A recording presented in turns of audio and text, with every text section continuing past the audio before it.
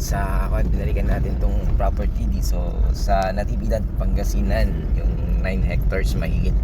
So ito yung barangay road na malapit sa barangay cemetery na malapit, at saka yung kuryente sa property. Ayan, papakita ko lang. Ito yung malapit na kuryente. Tapos ito na yung rock road. Ayan. So nasukat ko noon 400 meters from electric line. Ayan. Oh, nadagdagan na pala. May kuryente na pala dito. May poste na pala nilagay. Ayan, hanggang doon. So ito yung cemented road. Cemented road. Ayan, napakaganda ng ng place. Ayan. Ang ganda. Okay, ito na. Ito na pala. Hindi pala yun kanina. Produce oxygen. Ayan, ito na pala yung rough road. Ayan. So yung mga solar na, nakapaglagay na sila. Solar lights. So dito na yung mag-uumpisa yung medyo eksakto lang yung sasakyan. Kasi nga tag-ulan ngayon. Tag-ulan na pala. So ito yung sinasabi ko, hindi pa malinis itong pan. Makawat ang sasakyan natin ulit. Pero pan lang naman to, malapit lang mga sir. At least ano lang yan. Kala ko 400 meters from cemented road tsaka yung electric line. So makalapit lang naman. Sa mga gusto lang ganitong property, maganda ito. Ayan, lapit na sa mundo. Tsaka malamig dito sa area na ito. Ayan. Magmumotor sana ako, kaya lang medyo masama yung pakiramdam natin. Kaya nag-wheels na lang tayo. Mahirap mahilo. Mainit pa ngayon. Hindi pa siya ganun kalamig.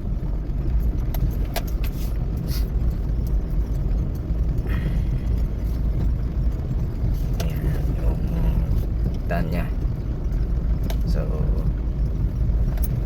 single lane muna siya, pero at least sakto yung sasakyan natin yung ayan, sakto lang siya. Hindi naman siya sumasabit sa mga halam or mga damo, pero konti-konti siguro meron din. Ayan, ganda ng property na ito. Ano lang, ganda siyang pag-alagaan ng mga hayop pa yun. Tapos pwede pa siyang gawing tourist spot kung magaling ka, kasi malapit sa bundok. At the same time meron siyang bukal. Meron siyang bukal na pwede mong gawing swimming pool na running water. Ayun. Ayun ang ganda ng bundok. Malapit na tayo sa property.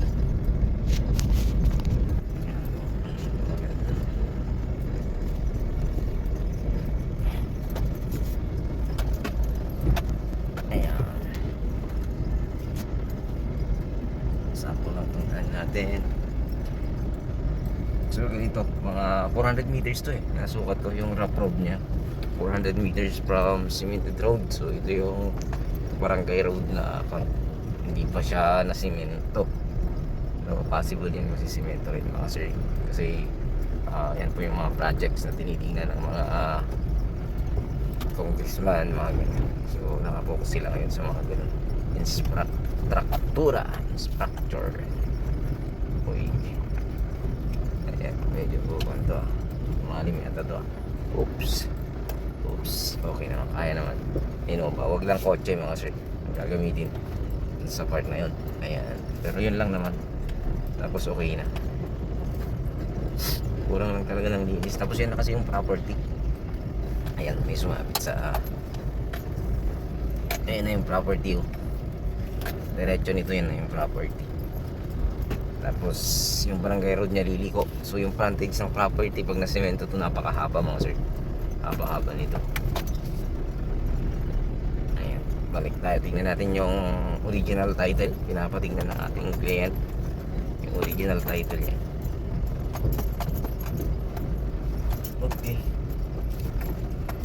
Ito yung barangay road. Yan. Yung barangay road. Ito naman yung papasok sa area ang property. Ito yung barangay road. Yan yung barangay road nakadikit sa property natin. Ito naman yung property na. Ayan, ganda. Ganda. Ayan na yung property mga sir. Ayan. So papasok tayo para makita ninyo na pwedeng pumasok ng sasakyan. Ayan. Hinay lang tayo para hindi siya sumabit. Ayan. Uy. Sumabit yung kahoy. Ayan. Ganda ng property. Ganda nito. Kung makikita nyo yung video ko, so i-update natin to para makita ninyo. Pero yung kabuuan nito, doon na lang sa ilalagay ko sa description ng video. So may mga mangga to mga sir, mga madam. Ayan, ganda. Ang kagandahan dito ay malapit lang talaga siya sa bundok. Ayan, pwede talagang pag-alagaan ng mga baka. Yung ano natin kasi cliente natin, sinisigurado lang kung okay yung titulo. Ayan, dito natin yung title mismo para makita natin kung okay siya. So ayan, dito tayo. Pasok natin ng konti dun sa lilim para hindi siya na. Ayan, dito muna. Ayan, hanggang dito lang tayo. Bumaba itong mangga na to. Ayan. Okay. Tayo pa tayo natin sasakyan. Mas sabing pintas na tao. Diyan pagka-green na. Ganda ng pagka-green. Ayan. Ganda umaga kasi no. Ay nakakuha na ba sa na na? Tumawag kahapon pinapacheck yung titulo. Pwedeng cattle dito no bro? Pwedeng cattle, baka. Baboy lang tsaka pigiri at manuka lang hindi no? Ayan. Ganda ng property. So ayun, kasapin muna natin yung seller natin. Okay, mula dito sa property. Ayan. Sige. Ayan, mula dito sa property. Ano natin tong daan. Ayan, green na green. Green na green ngayon.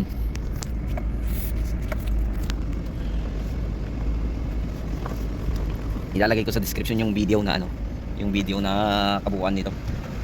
May drone din to. Ayan. So pwede talaga siyang pag-alagaan ng mga baka. Pwede itawag ng piggery at poultry. Pwede.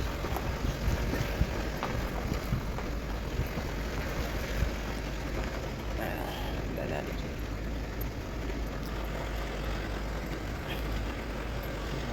Kita ang bundok. Ayan. Okay. Ganda.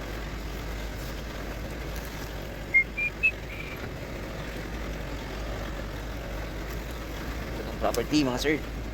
Ayan, ito yung bungad na yan. Ayan, yung mga bakod na ano, parang ano tawag yan? Concrete post. Ayan. So yan naman yung barangay road. May papasukan ka dito sa property kasi ayan. Ayan. Oops. Ayan na yung barangay road. Ayan. So dito, dito mag-start yung rough road. Ayan. So dito sabi ng seller natin, 4 meters naman ditong mga to. Kaya lang sa ngayon, syempre hindi pa nagagawa. So 3 to 4 meters, pero sabi niya 4 meters ang pagkakaalam niya. Kasi nga may mga pinirmahan tong mga to before magkaroon ng daan dito. Mga dadaanan. So dito kasi hindi pa siya well developed tong daan. Rough road pa lang, kaya naman ng sasakyan. So syempre sa ngayon nagdidinis-dinis sila. So may mga ganyan, no? May mga kawayan na umusli-usli. Ayan, may mga yan. So ito yung sabi ko medyo malalim ng konti, pero hindi naman. Pag mga SUV, okay na, kaya naman. Huwag lang kotse, walang kotse. So ito 400 meters, alam ko 400 meters to 400 meters. Ang alam ko na layo nito sa mismong barangay Cemented Road. Ayan, sukatin natin ulit. So ulitin ko, itong daan ay rough road ay 400 meters. Single lane pa lang to, sakto lang ang sasakyan. Pero ayon sa ating seller, dito pong mga ito ay 4 meters. Ayan. Pero dun sa bungod kasi parang 3 meters. Pero syempre may mga pinirmahan kasi itong mga to. So ito, sakto lang sa ngayon ang sasakyan. So pag nasemento naman itong mga to, possible 3 to 4 meters yung mga yan ang alam ko. Pero ayon sa seller naman natin, 4 meters daw. Ngayon hindi pa siya malinis Ganito pa lang yung mismong daanan ng property mga sir. Ayan. So mga parang almost lang yun, 100 plus kasi 12 million 9 hectares. may sobrang 45 square meter yata yun na hindi ko may basta may sobra siyang 400, may sobra siya ang konti sa 90,000, so sa 9 hectares. So ang presyo niya 12 million at sagot nilang capital gain tax tsaka yung agent fee. So buhay naman yung mga dalawang anak at silang mag-asawa, buhay pa kayo, wala namang maging problema. Ayan, ganda ng view dito. Pwedeng gawing ano yan, pwedeng gawing tourist spot kasi malapit siya sa bundok. Ang ganda. Ayan, kung madidevelop na itong daan, ayun.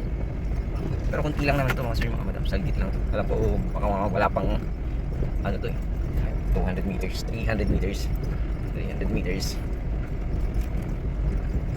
So baka, alam ko 400 meters to eh, nung sinukat ko mga sir. Tapos cemented road na.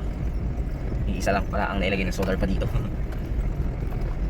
Ayan, so nasa 400 meters yung mula dito sa cemented road. Tapos ayan na yung ano, ayan ang kuryente. Pwede nang magkabit dito.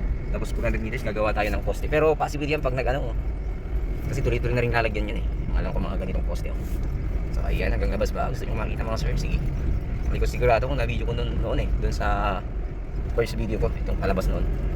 Alam ko na-video ko yata. Ayan, ito yung palabas.